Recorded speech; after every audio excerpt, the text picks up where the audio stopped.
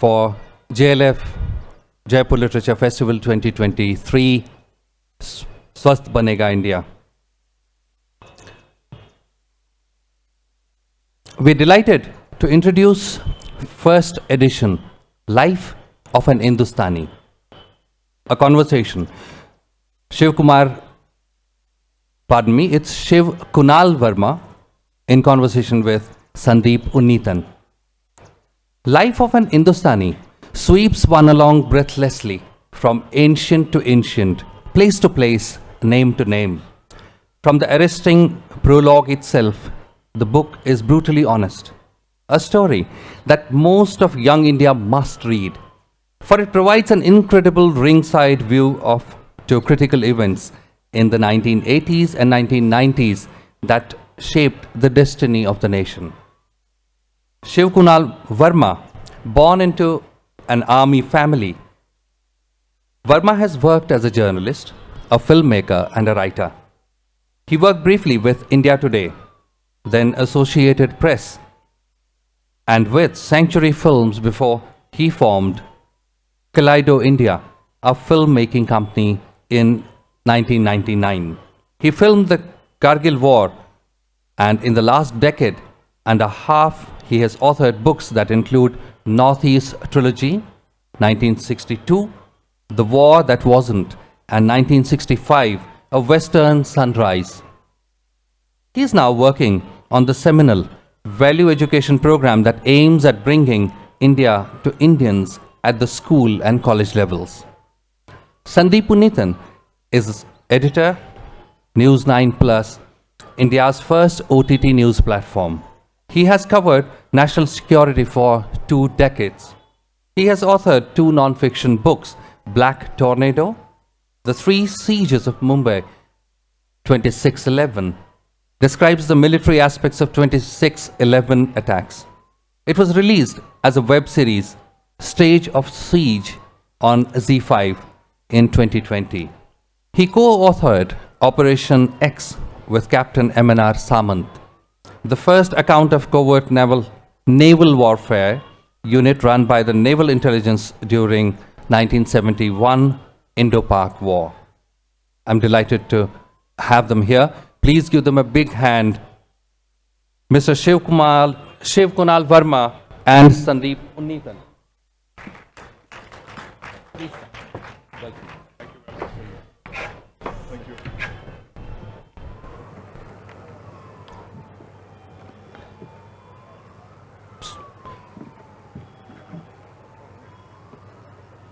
So, there's a book launch. Kunal's book is being launched. I would want, may I request both of the panelists, please stand there. Can we have the audio video, please? Yeah.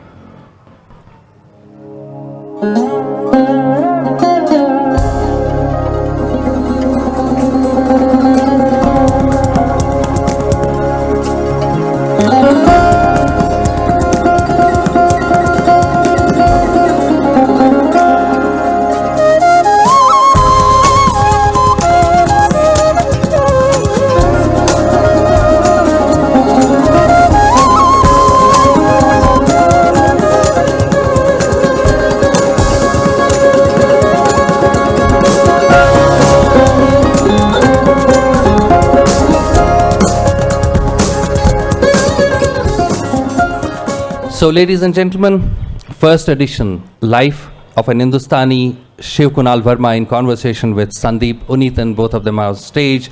This is presented by Blue One Inc. The stage is all yours. Unnithan. Thank you, Rajesh. Welcome, Kunal. It's good to see you after so many years, and you're looking good on that cover, I must tell you. Thanks. So, Kunal might not remember this, but I first met him over 20 years ago. I was a reporter in the Indian Express, Mumbai. We were off the coast of Mumbai on the aircraft carrier INS Virat, and this was a day at sea. We were, covering the naval exercises there, and we wanted to go back to base. And we were told that there's a helicopter, but you can't go back till it comes back. So where's the helicopter? Oh, it's gone off for a photo shoot. With who? Kunal Verma. Who's Kunal Verma? You'll know when he comes. So we said, why can't you call the helicopter back? We have to go. There's so many of us. Says, so we turned to the naval PRO and he says, what can I do? He's come from Delhi. So that was the thing. For us in Mumbai to be exposed to the Delhi journalists, the Delhi defense journalists who had it all sorted out in life. They were, the cat's whiskers. They had full access to the powers that be. So Kunal, of course, has spent many, many years in Delhi. He's been one of our, foremost photojournalists, filmmakers, defense journalists. I followed his career very closely. And of course, this book that he's written, it's fascinating. It's a roller coaster through India of the 1980s until the present day. It's got a lot of characters that you might recognize and remember, and it's a very unique kind of, storytelling of a kind that I've not seen before. It's a semi-autobiography. It's got a lot of life in it. It's got a lot of, history. It's got political personalities that we know of, told through the eyes of, Kunal. So, Kunal, tell me a little more about this book. How did you come up about writing this book? You're a military historian, right? I've read your books on 62, 65, Siachen. How did this book come about? Well, basically, I have always firmly believed that autobiographies are an ego trip. I had worked on one before with, I'm not saying that was an ego trip, but I had worked on General V.K. Singh's book earlier. I was his co-author. And I've always felt that, okay, autobiography is either a high putti kismat series, ki I was born in a ye ho jata to ye ho jata, that kind of a stuff. So I wasn't very hung up on doing a autobiography, and especially, when you're just turning 60, you don't exactly think you should be sitting there. Most people associate autobiographies when you're much older. But my publisher, Pankaj, and Anirudh Chakravarti, they were setting up Blue One Ink at that time. We all felt that this was not so much of an autobiography per se, it was more of a contemporary history. I'm a military historian, and this is one way of telling the story. 1984, for example, it's something which has really rankled in my head. The book starts with the Sikh riots. What happened? I actually had the list of what was going to happen, the targets for Trilokpuri the next day. So that's the prologue of the book, and then we come back to that in chapter 7 or 8 or whatever it is. It was once I started writing it, I realized that okay, what was happening, because my generation, which was born in 1960, we've lived through some of the most important conflicts which have happened. My dad's battalion was involved in 1962. For me, I grew up in that environment, 65, 71. It's just been continuous. And then also, I was never a defense journalist, by the way. I was a filmmaker, and I was working with them quite independently. I never belonged to any organization, other than that very short stint with India Today, with which you also worked, and later with Associated Press. But I've never been part of an organization that way, and to that extent, I think I was very lucky that I got opportunity upon opportunity upon opportunity, and I landed up with more fighter sorties than I think anybody else would possibly have. More than fighter pilots, I noticed. I've flown every type.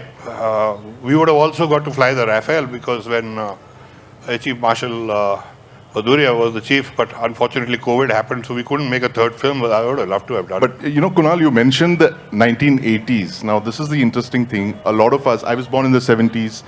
For me, the 80s was all about Mile Sur, Mera Tumhara, and the Bajaj advertisements and all of that. And if half of India was not born then, right? The young people here in the audience, I don't think many of you know what the 80s was all about. And when you look back at Mile Sur, Mera Tumhara, you think everything is fine, hunky-dory, land of milk and honey and all that. But those were really terrible times, I mean, you're looking at communal riots, separatism, the Indian army deployed to fight counterinsurgency. Punjab was on fire. You had the IPKF in Sri Lanka. The Northeast was on fire. But what you mentioned about Punjab, I just wanted to go back to 1984. You had a ringside view on 3 very significant events of the 80s, right? But I want to read out what you wrote about the 1984 riots. I thought I'd read everything about the 1984 riots. which you called India's darkest hour. But these lines from your book were absolutely blood-chilling, you know. I mean, I'm just going to read it out. Just how systematic the killings were can be judged from the fact that there were no large mobs going wild. Just small groups of about a dozen men who were going about the gruesome business. They seemed to have divided areas among themselves and knew exactly what they were doing. I mean, this is absolutely appalling. I mean, this kind of thing. A popular imagery suggests a riot where hundreds of people are, going around and killing people. But this suggests there were small bands of men like commandos going from house to house and killing people. Absolutely. I mean, it was, in fact, the first thing that happened, I mean, I was with the Associated Press and I went into the office. That time, it is now the DLF building in Parliament Street, but that time it was called Narendra Place. It was a barrack-like thing, yellow building. And Samuel, who would always be sitting there, was not there that day. It was almost like, wo Krishan ji's wo Akashvani and all that, ki darwaze khul gaye. Samuel, who was never away from that chair, was not there. And my gaze fell on this piece of paper, which was a sheets of paper which were folded lengthwise. And, well, I'm not a compulsive thief. I've never stolen anything other than, $10 from my mom's wallet or something like that. But I just had to pick it up. And I did. And I shoved it in my jacket pocket. And then we were right next to Jantar Mantar. And I was on a scooter. And I looked at it. And I said, if it's something useless, I'll go and put it back. But here was a list the previous evening of, that's the day Mrs. Gandhi had been killed, about Trilokpuri. It was the election thing. Right. And if one had any doubt, there were none, because there were 5 or 6 names which were circled and it said, do not kill in pencil. And I immediately realized, what the hell is this? And I had a choice actually at that moment. One was put it back, get the cameras, be in Trilokpuri. I mean, that's it, It did cross my mind, I'll be honest. But there was a larger calling. I mean, I simply had to do something about it and I didn't know what. So I headed off I used to play squash with the ADCs and stuff like that. And Jamie Jamwal, whom I think you also know, was the naval ADC and his father was the Delhi area commander. He had been with my dad in staff college. So we were all like, how it is in the army. And I just had to get this list to somebody. So first I went to Rashtrapati Bhavan. And you're not going to believe it. There wasn't a single cop. I just went, parked on the steps, went up those steps. And there was a lone JCO ADC sitting there and I saw Gyani ji there. And I went across to him and I said to him, sir, but he was drugged. He had no idea what was going on. He was looking at me vacantly. Then this ADC came and said, Saab, unko chhod do, unko dawai diya hua hai. And then I went and sat down in Jamie's room and I fell asleep. And then maybe 10 minutes later, he came and said, what the hell are you doing here? I showed him the list. It didn't take rocket science to know what the hell's going on. He said, get to my dad. And I did. And then the general refused to act. He just wouldn't act. And he said, I don't have troops. I even told him, I said, sir, just pull out the orderlies. The police are not acting. मच्छरदानी के डंडे दे दो, हम वहाँ जाके खड़े हो जाएंगे, इनकी हिम्मत नहीं होगी आने को. But he didn't do it. So obviously there was very, very, very meticulous. And, Sandeep, I cannot tell you. The next day I went to Azadpur market side and everybody had been tied. All of them were dead in a sitting position with tires around them. I've seen Margaret write books, photographs of partition. Right. These were worse. And it was so systematic. It was sickening. It had been planned. And there wasn't much time for it to be planned because Mrs. Gandhi had just been killed in the morning. Yet it happened. So is it far worse than any of the conflict that you've covered in the last couple of years? Kargil was one where we saw where the war entered our drawing rooms. Was this far worse than what we saw in 99? 1999, a war is a war. You are fighting a war. I mean, I filmed it, so I was part of the Chor Patla attack. I was part of various other things that happened. There it's different, yeah. It's as brutal. In fact, I always say this, that I always pray that my children and their children and their children and all never get to really see a war. You see a man who's been shot and his body is being brought back. I mean, it just shakes you up. And later when I filmed with the Pakistani POWs, you realize that there's no difference between them and us, yeah. They're exactly the same guys, They were all the Northern Light Infantry. Northern Light Infantry guys that you filmed. So, but 84 was horrific. And later that same evening, there was that incident where from Rashtrapati Bhavan, I went, after the general refused to do anything, I was driving past Shantiniketan. I had friends there. I saw their houses burning. I went there. And the mob came. And I faced them off. And in fact, I just tweeted this photograph recently. We actually got that rifle, which Roina was covering me with. And I went elephant gun that you... Yeah, it's an elephant gun. It's a right. If she had opened fire with that, it was like an artillery piece, because it would have ripped into about 10 guys at one time. But, oh God, it was... I mean, that is, if somebody asked me, which is the lowest point in this country's history, it's 1984. And it's those 2 nights where it was just free for all. So it's Blue Star, Operation Blue Star. You had the Sikh riots, Mrs. Gandhi's assassination, and the Union Carbide gas leak, right? In the Bhopal. 84 was also Siachen. And Siachen, actually, I got the map 3 years before that, in 1981, which triggered off the whole operation. Well, it partly triggered off the whole operation, because Bull Kumar had also got a map from a German tourist. And then I got this US Air Force back. But 1984, as you said, that's one hell of a decade. I mean, you know, this country was on fire. Punjab was wasn't burning. Mile Sur Mera Tumhara, right? That was also there. You see, like you had Doordarshan as your only channel. It was trying like hell to unify the whole country. Right.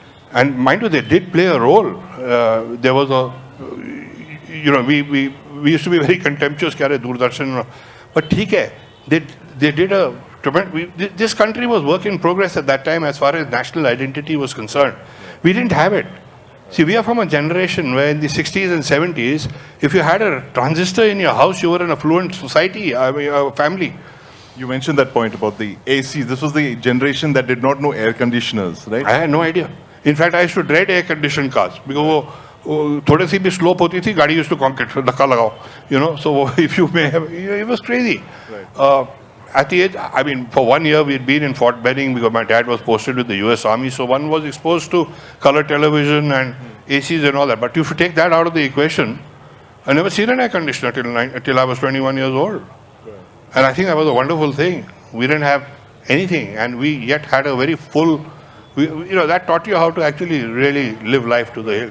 So I was going to ask you about the generals. I mean, you're an army kid yourself. You spent a lot of time with the forces. And if you asked anyone in the army who the best general was, the answer would be unanimous. It's Field Marshal Sam Manekshaw. Now, if you ask them who the next best general in the army was, they'll all say General Sundarji, right? But there's this very interesting paragraph in your book where this quote, I'm going to read it out. This General Sundarji was brilliantly overwhelming and always full of bluster. He's like a man who opens the bonnet of a car, looks at all the wires, pulls them out, saying they're all wrong, but he has no clue how to put them back together. That's like... Well, those aren't exactly my words. That was what my dad said. And he was right, because I had perhaps more interaction with General Sundarji. He was very good to me. Yeah. In fact, even that wildlife thing we started later, I mean, we brought this whole wildlife preservation thing under his... But he was more hype, you think, than substance? That's what you seem to hint in General the book. Sundarji was a man in a hurry. 1984, Blue Star was a disaster because of him. I have no doubt about that. Having worked on General VK's book also, I'm aware of the fact that what happened in Mrs. Gandhi's house. The DGMO, General Somana, and the Chief, General Vaidya, had told Mrs. Gandhi an attack on the Golden Temple is out of the question. And he arrives from Chandigarh, and suddenly he's the chief and everybody's sidelined. And I've said so. The moment you compromise military logic, you had it. You cannot do this. He did it. In fact, I got to beat him also because he wanted to know. He knew that I had been inside the Golden Temple. I told him, I said, sir, there's 64 LMGs inside the Golden Temple, and he told me, you journalists always exaggerate. He immediately lost interest because I wasn't telling him what he wanted to hear.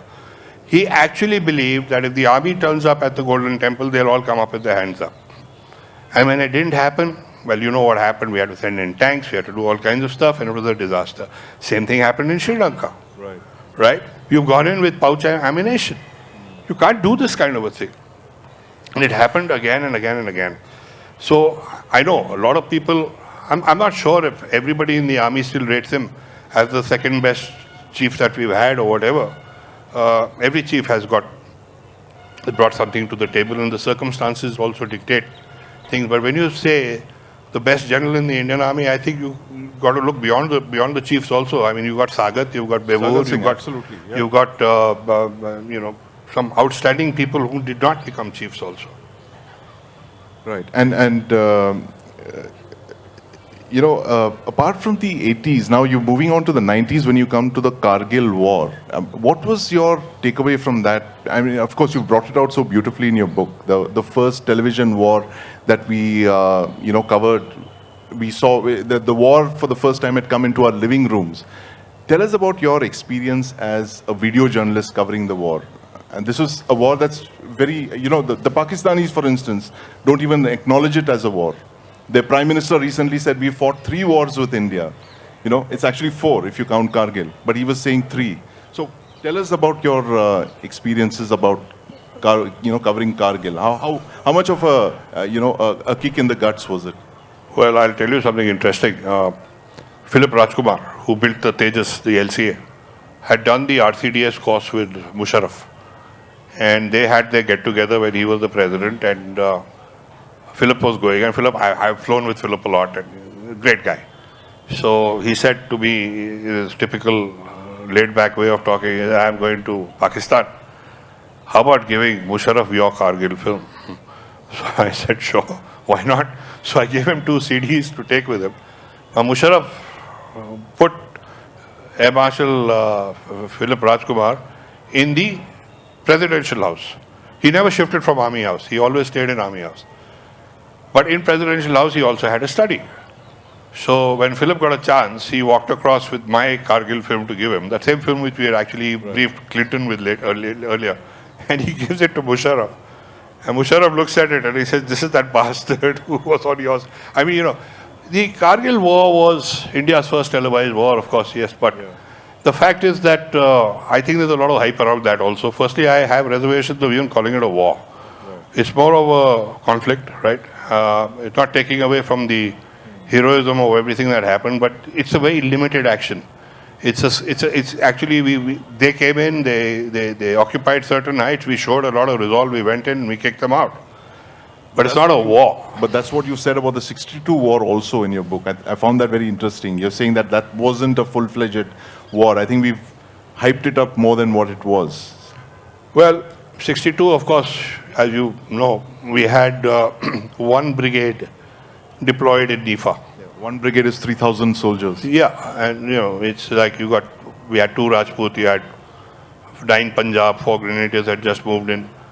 There was that little thing that happened. And the fighting was only on 20th of October, and then the fighting at Bumla on 23rd. And then on 17th of November, when they attacked Sela, what happened in Wolong was slightly more intensive over a period of time. But at the most 2 brigades. And in Ladakh, what happened? Actually, nothing happened in Ladakh. They came, they took the area, there was a whole fighting around the Spangur Gap, the Gorkha Hills, etc. And then we withdrew. Luckily for us, the Chinese did not follow up on that. And they came up to what was their claim line, and then they pulled back. They pulled back in Nifa also after. Nifa was a tremendous, apart from everything else that happened in 1962, failure of command, failure of leadership, it also gives you an insight into the Indian mind. And I think we are still scared of the Chinese, frankly speaking. We are probably getting there now, and we are beginning to assert ourselves a little bit. But on the world stage, I still think, you look at Doklam, you look at various things. Right. When these things have happened, we simply have not reacted the way we should. Right, but if you look at it now, the Indian and Chinese soldiers are standing eyeball to eyeball, and I think it's 100,000 soldiers as we speak, facing off on the line of control, line of actual control. I don't think there's anywhere in world history where 2 armies have been deployed at this altitude. So, and in terrible terrain. And probably the worst. It's like, positioning yourself on the moon or something like that. Oh, it's worse than that. At least on the moon, they say you're on the moon. Here, you're not on the moon, and yet it's like that. Right. I spent 3 years in Ladakh. That whole period with Tiger Tops. Right. And high altitude was an experience. And I've seen men die of hypo and stuff like that, matter of minutes. Right. Yeah, it's very, very it's fascinating. You got to pick up the copy of this book, Industani, and I'm going to ask you about the title later on, Kunal. It's filled with, it's like I said, it's a roller coaster ride through the 80s until present day. It's like a 5-episode Netflix series in 500 pages. So I'm going to quickly open the floor up for questions if there are any. Please raise your hands if you Yes, this gentleman. And,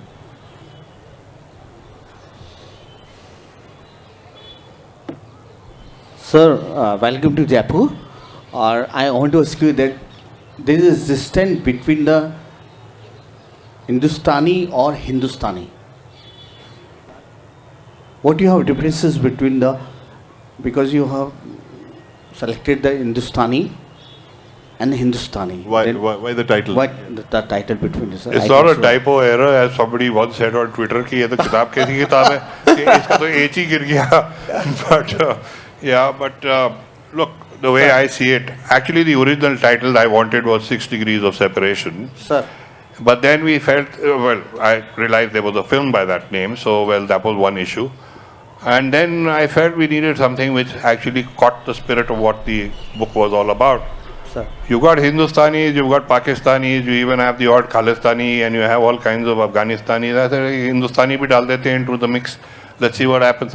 I think an Hindustani, basically, my definition of it is actually the way the army looks at things. You know, it's a political, a religious, everything. I mean, who you are. But it's Fortress India, and your entire loyalty has to be to that. And I think everything has to just revolve around it. It doesn't matter Sir. what your ideology is, what it is. When it comes to crunch time, you've got to stand up for your country. Sir, thank you so much. Please.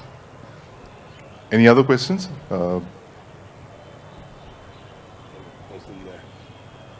Yes, ma'am.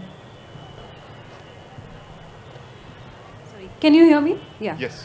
You said, I think we are still scared of the Chinese. That's the statement you made. But when we look at documentaries of the 71, the genocide in Bengal, we always hear that the 90,000 Pakistani army was returned back with all respect. So were we scared of trying them for the genocide in Bengal? I think that's a very good question, ma'am, because actually the fact is that the Bangladesh war has never really been declared a genocide. The West has gone out of its way for reasons of their own, because the Americans were with the Pakistanis, the Chinese were with them, everybody was with them. And what actually happened, you had 3 million people who were killed, and yet nobody is willing to classify it as a genocide. Our own handling of the POWs, Sam Manekshaw was the chief. He believed that the Pakistani soldier was the Pakistani soldier. He was willing to treat them with absolute respect, and I personally respect that point of view a hell of a lot. There's another point which is very important as far as the 71 war is concerned, which I would like to now bring out. The 3 million people who were killed in Bangladesh, the Pakistani army probably, we can only give you rough figures because nobody really has a fix on it, is about 200,000, which is it's not taking away from the horrendousness of the killings, the university killings, Operation Searchlight, all that is there.